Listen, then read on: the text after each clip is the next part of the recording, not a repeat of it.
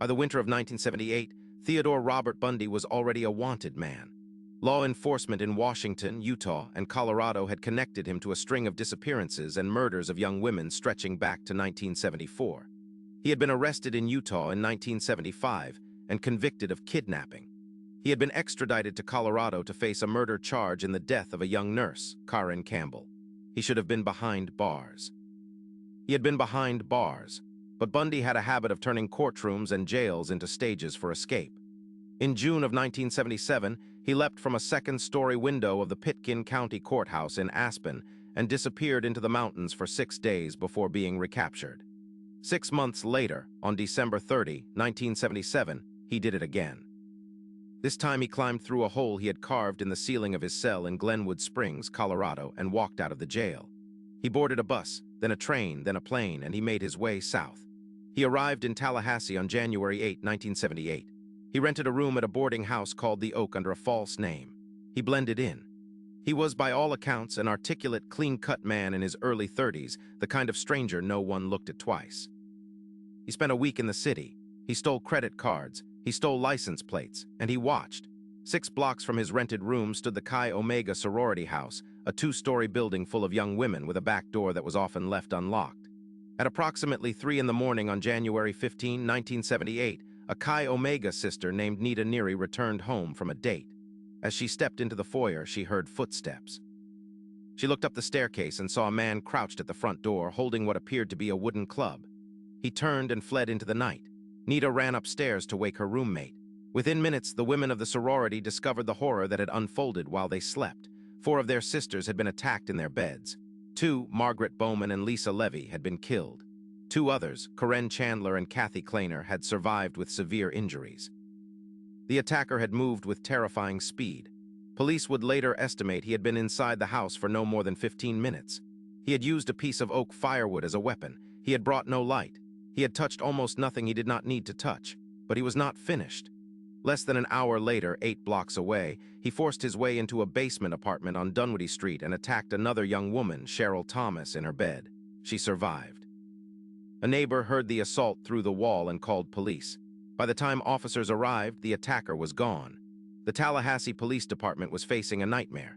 5 victims in 2 locations in less than 90 minutes. No fingerprints, no usable hair samples, no witnesses who could provide a clear face. The crime scenes had been swept by an attacker who, the lead investigators began to suspect, had done this many times before. But on the body of Lisa Levy, the medical examiner had documented something unusual.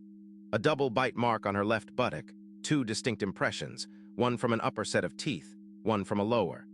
The skin had bruised in a pattern so clear that the indentations of individual teeth could be seen. The lead crime scene technician photographed the mark carefully, placing a small yellow ruler beside it for scale. That photograph would become one of the most famous pieces of forensic evidence in American history. On February 15, 1978, exactly 1 month after the Chi Omega attacks, a Pensacola police officer named David Lee pulled over a Volkswagen Beetle that had been driving suspiciously through a residential neighborhood. The driver gave a false name. When Officer Lee tried to arrest him, the man fought, ran, and was finally subdued in the street. The man in custody was Theodore Bundy. Within days, investigators connected him to a 3rd Florida murder, that of 12-year-old Kimberly Leach, abducted from her middle school in Lake City. They also began to suspect he was the Chi Omega attacker. But suspicion was not proof, and the physical evidence linking Bundy to the sorority house was almost non-existent. Almost. The lead prosecutor, Larry Simpson, knew that the bite mark on Lisa Levy might be his only path to conviction. He turned to Dr. Richard Suverin, a forensic odontologist from Coral Gables, and Dr. Lowell Levine, the consulting forensic dentist for the New York City Medical Examiner's Office. Their task was to determine whether the marks on the victim could be matched to the teeth of the accused. To do that, they needed Bundy's teeth. Bundy refused to cooperate. Investigators obtained a court order, and on a summer night in 1978, deputies entered his cell and held him while a dental examiner took impressions and photographs of his teeth. What they found was striking. Bundy's upper and lower teeth were noticeably crooked. Several were chipped. The arrangement was, in the language of forensic odontology, distinctive. When Dr. Suverin compared the dental impressions to the photograph of the bite mark, he saw alignment in the rotation of specific teeth, in the spacing, in the chips and irregularities. He prepared an overlay, a transparent acetate sheet showing the outline of Bundy's teeth, to lay directly over the bite mark photograph. In July 1979, at Bundy's trial in Miami, Dr. Suverin walked the jury through that comparison. He projected the photograph of the bite mark, enlarged onto a screen. He laid the transparent overlay of Bundy's teeth across it. The jagged edges of the chipped lateral incisors, the inward rotation of a particular tooth, the overall arch, they aligned. Dr. Levine corroborated the analysis. The bite mark testimony was not the only evidence. Nita Neary identified Bundy in court as the man she had seen in the foyer. Fibers from his clothing and a partial palm print contributed. But the bite mark was the centerpiece, the piece of evidence that the jurors, in later interviews, said they could not unsee. On July 24, 1979, the jury deliberated for less than 7 hours. Theodore Bundy was convicted of 2 counts of first-degree murder and 3 counts of attempted murder. He was sentenced to death. The Chi Omega attacks were different from anything Bundy had done before. In the years preceding Florida, his crimes had been characterized by patience and planning. He approached victims in public, often using a fake cast on his arm to appear injured and harmless. He lured, he persuaded, he drove women away from populated places. By January 1978, that pattern had collapsed. He had broken into a building full of potential witnesses. He had moved through it in near-total darkness, attacking strangers he could not have selected in advance. He had stayed too long in one place, then immediately attacked again only blocks away. The control that had defined him for years was gone. Forensic psychologists who later studied Bundy, most notably Dr. Al Carlisle, who evaluated him during his Utah incarceration, described a man whose internal restraints had been eroding for years. Carlisle's psychological assessment in 1976 noted what he called a dependency on women, combined with a fear of being humiliated by them. Bundy had constructed an outward identity of competence and charm, but underneath, Carlisle observed, was a personality that had become organized around the act of killing itself. By the time he reached Florida, Bundy had been on the run, sleeping in stolen rooms, eating from stolen credit cards, isolated from any stabilizing relationship. The criminologist Dr. Ronald Holmes, who interviewed Bundy on death row, described the Chi Omega attacks as the actions of a killer in psychological collapse, a man whose compulsions had outpaced his ability to manage them. This is the part of the case that forensic experts return to again and again. Not the question of why Bundy killed, a question he himself gave a dozen contradictory answers to, but the question of why, at the very end, he became careless. Why a man who had successfully evaded capture for nearly 4 years left a bite mark that could be photographed, measured, overlaid, and matched.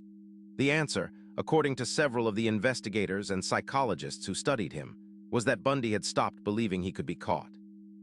The escapes, the disguises, the cross-country flight, they had reinforced a belief in his own invisibility.